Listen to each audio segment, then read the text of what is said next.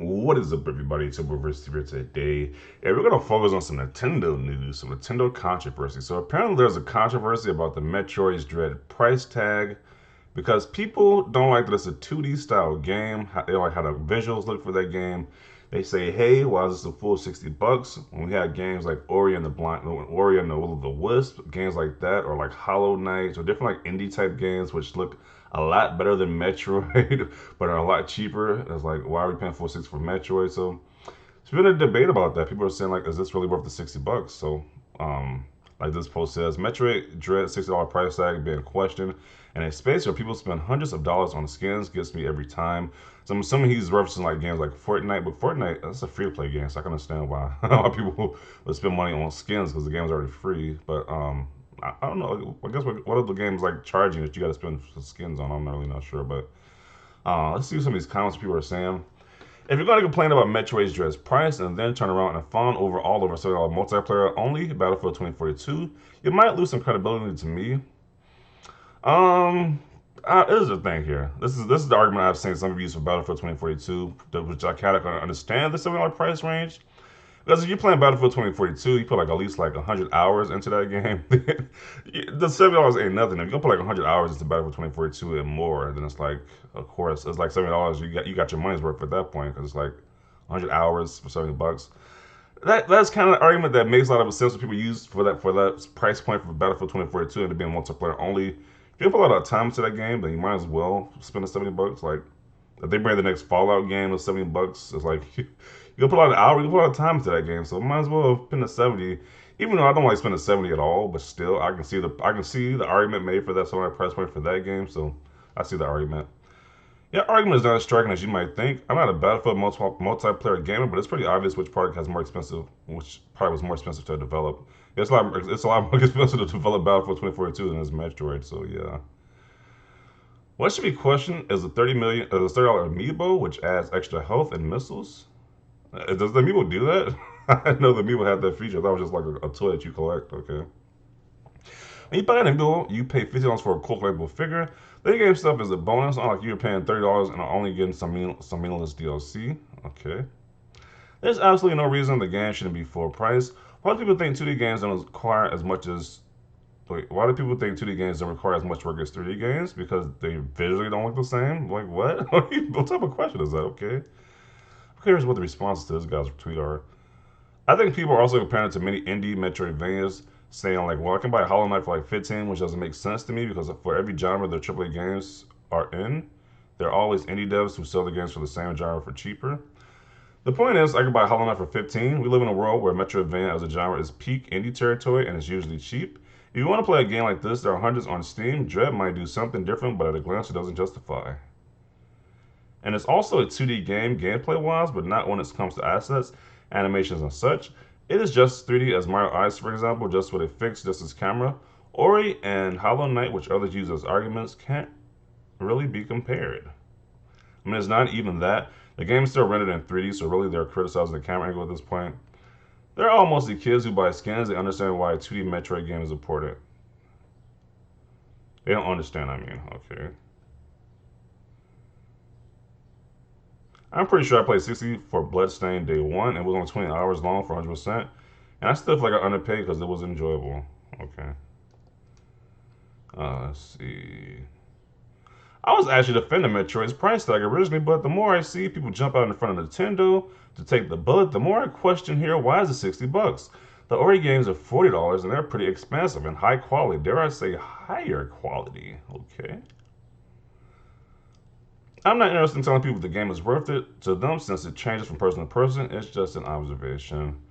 It's also a space where Hollow Knight only costs $15. They love using a Hollow Knight as a counterpoint. It's like they say like, hey, Hollow Knight only costs $15, so I'm paying $60 for this Metroid game. And it's like, oh, I guess so, man. It's like, what can you say? It's like there's like the end, like another comment said, like the other comment said, the indie developer space is like dominating in these like 2D side scroll like Metroid type games. So it's like when you see like a game like the original Metroid, which took like a long time off for like releasing games, like the indie developer space has been doing these games consistently. Well, I pay a premium price for your game when indie games have been doing the same thing and a lot cheaper. So I get that argument too. So I don't know. Um, it's because games like Hollow Knight, Celeste, or Ori being around 20. It's because games like Hollow Knight, Celeste, or Ori being around or under $20. Okay, I paid $60 for physical versions of two of those games, and the other one wouldn't and the other one I would pay 60 in a heartbeat. Just because those games are underpriced doesn't mean Metroid is overpriced. Okay. Perhaps we did a Pokemon style boycott, about to help. Yeah, that boycott didn't last long. It's like people tried to boycott Sword and Shield. It was, and like it's so like it was the highest selling Pokemon game ever made, I believe, for one of the recent ones. So that boycott didn't work. It's odd that people that get money for talking about. It's odd that people that get money for talking about games don't get price reasons from the audience. PlayStation and Xbox invested a certain amount of money and time for The Last of Us and Gears 5 and asked 60. Didn't Nintendo invest the same? If not, why the same price tag? Yeah, I kind of agree. I kind of agree to that to a certain extent. I don't think people who get review codes for free to review games. I don't think they can talk about price point. To be honest, like how can you talk about a price point of a game if you're getting a game for free? Like you didn't pay any money for this. Like how can you talk about the price point? It's like I never understood that. Let's see. People would throw a fit if games were priced like this, how they were back in the 90s. I hate when people use that excuse, like back in the 90s, like it's 2021. Who cares about how it was in the 90s? We're talking about present day pricing. It's like, yeah, why do we care about something how the pricing was in the 90s? Sure, the games were expensive. You want to say the games were expensive in the 90s? Who gives a crap? It's like it's 2021. We're talking about modern times here. That's why I hate this whole. You gotta look how games were priced in the '90s and the '80s or something like that. They were so expensive back then. But it's like 2021. Who cares about these old price tags? Um, I wouldn't pay $6 for any side scroller. Yeah. At least with Walmart, you can get like a little $10 cheaper. Like that's the only thing I give you to Walmart. Gives it to you for a little cheaper than 60. But yeah, I don't know. I'm undecided about this whole price point. About spending $60 for Metroid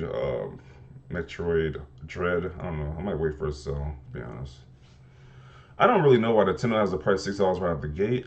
It's a bit high. I don't know why they just don't do 40. I think 40 is a pretty good price for that game. And it looks like a lot of people probably aren't gonna pay 60. So I don't know.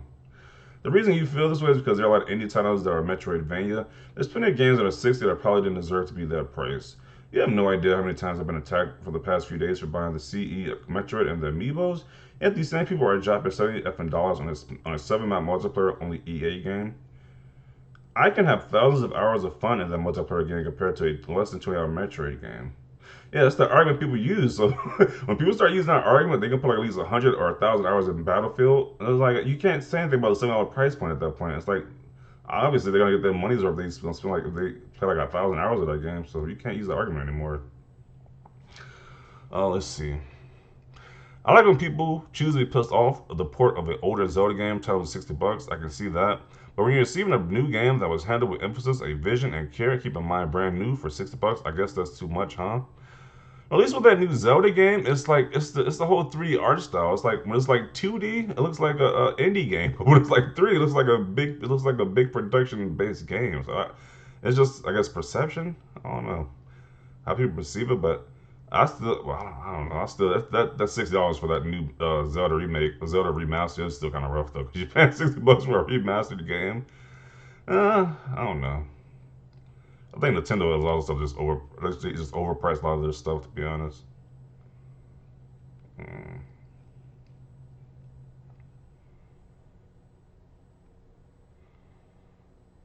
So you say some gamers $60 is too expensive for a 2D game. Arcade collectors, that's cute. So somebody spent $60 for arcade. What is this? Arcade board. Okay. I'm questioning why his WarioWare is 50, but everyone else they showed is 60. That's another game too, WarioWare. I don't know. That has a huge fan base for that WarioWare game, but I'm not paying $50 for that game or 60. I wait for that to go like 20 or $30. Let's see. $20 Samus skin is Fortnite is a thumbs up, but $6 Samus game is a thumbs down. I will give $100 for a Samus skin on Fortnite. I'll also give $60 for Metroid Dread. Okay.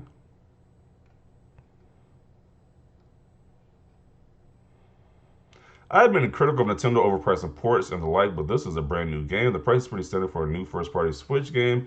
People don't want to pay that much, that's fair, but there's nothing outrageous about the price itself. If anything, the standard first-party Switch games cost 50 to 60 bucks can be criticized, but I don't see how it's useful to sing out Metroid here. It is less valuable than the likes of Fire Emblem Three Houses or Splatoon 2. Vote with your wallet. If you want to pay $60 for Metroid Dread, don't buy it. But if you want Metroid Dread and will pay 60 bucks for it, then buy it. Simple as that. If any of you play it, if you don't think it's worth 60 bucks, then write a review or wait to reviews to see if it's worth it. Yeah, that's a good alternative to see reviews, because we don't really know how long this game is. We don't really know that much. We don't really know anything about the game. We just know like the trailer they showed.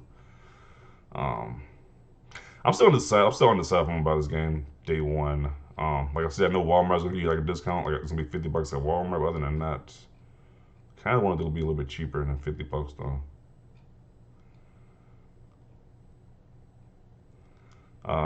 Totally agree with you in this. I am not a Nintendo guy, Sony fan, but these companies at least provide you full unlocked experience for what you buy, for what you pay. What you sir is what you get. No season passes, no BS XP system, no range, just offline play.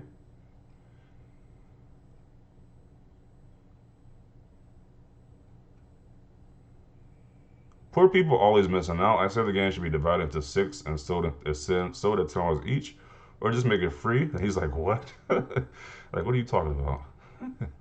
I just hope at some point they release HD remakes of Zero Mission, Super Metroid, and Fusion, along with bringing Samus Returns to the Nintendo Switch. Not to mention they rush out to buy all new consoles or a new controller to then yell at a $6 game. It makes no sense to me.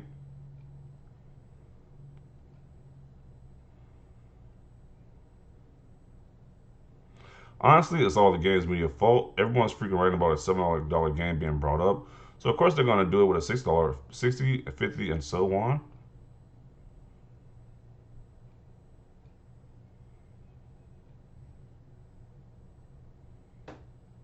It's the same people that buy games for $70 and those games are extremely short, Return of Ratchet and Clank, etc.